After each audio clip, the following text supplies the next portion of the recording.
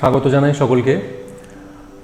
আজকের প্রবলেমটা ঠিক এই রকম ধরনের 1/2 factorial into 9 factorial plus 1/3 factorial into 8 factorial plus 1/4 factorial into 7 factorial plus 1/5 factorial into 6 factorial equal to n/10 factorial. এখান থেকে প্রশ্নটা হচ্ছে find the value of n, এর মান নির্ণয় করতে হবে। n একটি ইন্টিজার। আর এই প্রবলেমটা পার্পল কমিট ম্যাথমিটের 2014 এপ্রিলের প্রশ্ন নাম্বার হবে 15। যদি এই প্রবলেম তোমরা নিজেরা সলভ করতে চাও ভিডিও পজ করে দাও অথবা কন্টিনিউ করো। এই প্রবলেম সলভ করার আগে আমি একটা কথা শুধু করে বলে নিই যে ফ্যাক্টোরিয়াল n এর মানে হচ্ছে 1 ইন্টু 2 ইন্টু 3, এইভাবে এটা চলবে n পর্যন্ত। ঠিক যেমন করে আমরা যদি ভাবি সংখ্যা দিয়ে ফ্যাক্টোরিয়াল 9 1 ইন্টু 2 ইন্টু 3 ইন্টু এইভাবে চলছে আপ টু n। তো চলো এবার এটাকে সমাধান করি।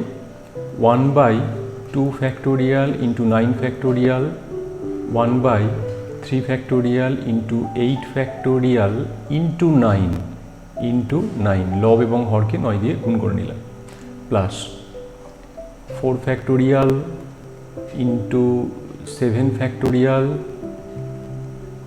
ইন্টু 8 ইন্টু 9, এখানেও 8 into 9 plus 1/5 factorial 6 factorial into 7 into 8 into 9 into 7 into 8 into 9 equal to n/10 factorial. তো এবারে 1/2 factorial into 9 factorial plus 9/3 factorial, আর এই দুটো গুণ করলে হয়ে যাচ্ছে 9 ফ্যাক্টোরিয়াল প্লাস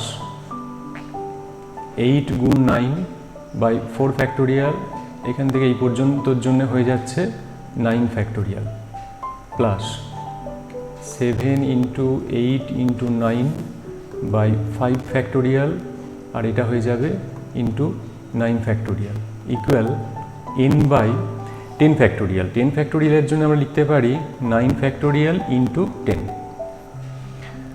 এবার দেখো প্রত্যেকটা ভগ্নাংশের হর অংশে রয়েছে 9 ফ্যাক্টোরিয়াল, সুতরাং 9 ফ্যাক্টোরিয়ালকে আমরা ক্যান্সেল করে দিলাম।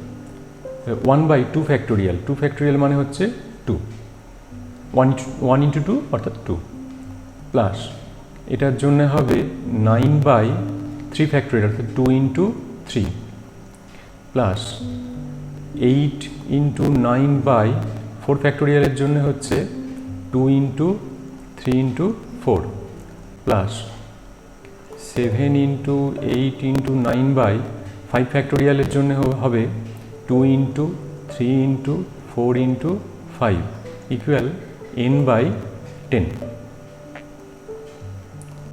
1-এর 2, আর তারপরের অংশটার জন্য হবে কাটাকুটি করলে 3-এর 2, তারপরেরটা কাটাকুটি করলে হচ্ছে 3, আর শেষ অংশটার জন্য হবে 21/5 ইকুয়াল n/10।